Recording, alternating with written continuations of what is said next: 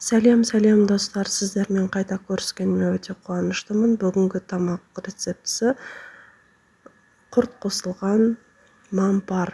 Яғни бұл тамақ өте керемет, кісілігі бар тамақтың бірі.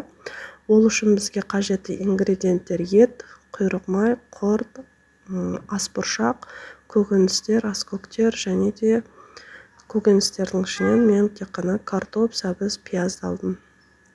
Мінекей достар, видеода көріп тұрғандарыңызда ең әуелі қазанды алауға қоя салысымен мен құйрық майымды өзіме ұнаған формада, яғни барлығын мен 4-3 тығып аламын. Сол 4-3 тығып турап қазанға да салдым. Алауды өте қатты қоймаңыздар, өте төменде қоймаңыздар. Орташа алауда қуырған жақсы. Орташа алауда қуырылған құйрық май өзінен майын бөліп шығарады. Өте қатты қызып та кетпейді. Және сол құйрық май жақсы шығу үшін соған дәнекер болсын деп үстінен мен бір ас қасықтай ғана сұйық май қосып жақсылап қуырып алдым. Достар, құйрық майға қуырылған тамақ өте керемет дәмді болады, ерекше болады. Менің егер сіз тұрақты көрерменім болсаңыз, оқырманым болсаңыз, сіз менің тамақ жасау үлгімді білесіз, методымды былайша айтқанда, мен көбінше құйрық маймен жасаған тамақтарды жақсы көрем. Және менің отбасымда ол сондай тамақты сүйсініп жейді. Мінекей, асықпай қуырғандықтан құйрық май өзінен майын ажыратып болған соң, еттерімді де 4-1 тығып турап, артынан қазанға түсірдім. Және соны төмен алауда қақпағын жауып қуырған жақсы. Қақпағын жауып қуырылған ет өте босап, дәмді және де жұмсақ болып піседі. Мен тамақтардың барлығына пиязды көп қосқанды ұнатамын, алайда барлығын бірден қоспаймын, екіге бөліп қосамын. Ол деген сөз етіңіз жұмсақ, сочный болып пісуге ықпал етеді және де тамаққа керемет дәм береді. Пияздың барлығын бірден салсаңыздар, суы былжырап піспей тұрып алады, ұзақ қуырылып су шығып кетеді. Сол себепті бөліп салған дұрыс. Мінекей, пиязымның бір бөлігі қып-қызыл болып қуырылды, екінші бөлігін қазанға салып қуыра бастаймын. Екінші бөлігін салған кезінде көбінше қазанның бетін ашық түрде қуырсаңыздар бола береді. Ал жарты бөлігін, бірінші алғашқы бөлігін салғанда қазанның қақпағын жауып пісірген жақсы. Мінекей, менің тамақ жасау үлгілерімнің бірі, мен өкіметтің приправаларын почти что басым бөлігі қолданбаймын. Оның орнына аскөк, чеснок, қара бұрыш деген сияқты нәрселерді, көкөністерді өзім қолдан баптап қосамын. Мінекей, сәбіз салдым, үстінен 2-3 түйір чеснок салып әдемілеп қуырдым. Оның дәмін, иісін, кереметтігін сөзбен айтып жеткізу қиын. Өте керемет. Иістің өзі әдемі болып шығады. Мінекей, картоптарымды да 4-1 формада турап аламын. Картопты өте көп қосудың да қажеті жоқ. Отбасы мүшелеріңізге қарай. Егер картопы көп болып кетсе, картоптың дәмі шығып кетуі мүмкін. Сол себепті барлық қоспалар бір-біріне сай болған дұрыс. Және де суын да шамалап құясыздар. Суын өте көп құйып жіберудің қажеті жоқ. Сорпаларың су татып кетеді. Мінекей, су қайнаған соң құрт салдым. Оның үстіне алдын ала бұқтырылған горохты да салдым. Менің бұл жерде құртым қатты, майлы құрт қолдың. Қатты болғандықтан жеуге ыңғайсыз, сол себепті оны тамаққа қосуға осылай алып қоямын сақтап. Келесі кезең бізде қамыры мампардың ең маңызды ингредиенттің бірі. Ол үшін мен бір қолым жұмыртқасы және сол жұмыртқаның жарты бөлігіне су қосып, тұзын басым қылып салып, қамырды орташа қаттылықта илеймін.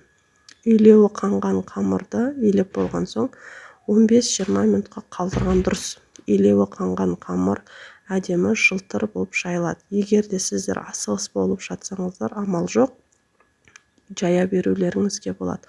Негізінде 15-20 минут тұрған қамыр өте әдемі. Былайша айтқанда, бір сөзбен айтқанда, эластичный, жылтырақ болып жылтыр біркелкі илеуін қандырмай жаятын болсаңыздар, онда қамырларыңыз шамалы қотырлау болып, бүдір-бүдір болып жайылуы мүмкін. Мінекей қамырымды демалдырып қойдым да, қазаныма барып турап қойған картоптарымды салдым және тұзын шамалап саламыз. Дәміне қарай тұзын өте күшті қылып салып жібермеңіздер, себебі артынан қамыр саламыз, қамырдың да өзінің тұзы болады. Мінекей аскөктер. Келесі аскөктерді соңына қарай салған дұрыс, қамырмен бірге, былайша айтқанда қамырдан алдын деген сияқты.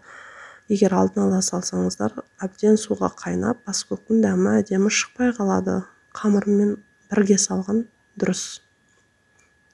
Немесе қамырдан 5-10 минут алдын. Картоптарымды мен бұл жерде 10 минут алдын салдым қамырдан. Бөтегерде сап қойсаңыздар, езіліп кетуі мүмкін. Картоптарым пісемін дегенше мен қамырға кірісемін. Қамырыңызды бір келкі жайып болғаннан соң, оны 5-10 минут демалдырып қойған жақсы. Егер де 15-20 минут тұратын болса, ол қамыр тіптен жақсы. Егер уақыт тығыз болса, амал жоқ, кесе беруге тура келеді, бірақ сәл кептіріліп жайылған қамыр өте әдемі болып түседі. Достар, егер сіздер менің каналыма әлі де тіркелмеген болсаңыздар, тіркеліп, лайк басып, комментарий бөліміне өз ойларыңызды бөлісе кетіңіздер. Сіздердің әрбіріңіздің жазған ой пікірлеріңіз мен үшін маңызды. Басқан лайктарыңыз да маған керемет көңіл-күй, шабыт сыйлайды. Сіздерге көп уақыт кетпейді, алайда маған керемет шабыт, алға қарай белсеніп жұмыс істеуге мотивация береді.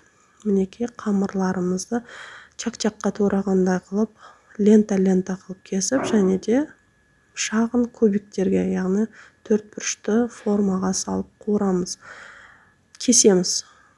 Егер барлығын сіздер басқаша формаға салсаңыздар, бәрі бір келкі болған дұрыс. Мен бұл жерде 4 бұрыштымен бастағандықтан 4 бұрышты қылып жасап жатырмын барлық ингредиенттерді. Егер сіздерге соломка түрі, басқаша 5 бұрыш қылып турайтын болсаңыздар, онда сондай формада салған дұрыс. Барлығын бір келкі қылып салсаңыздар әдемі көрінеді.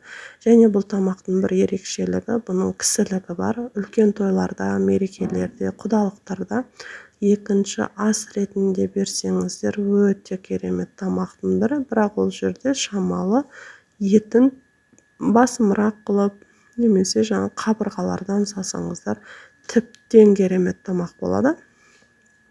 Мінекей, келесі кезең менде қамыр. Қамырдың пісу жолы өте. Бұл жерде жұмыртқасы бар, ішінде тұзы басым болғандықтан қамырыңыз езіліп кетпейді, оған гарантия.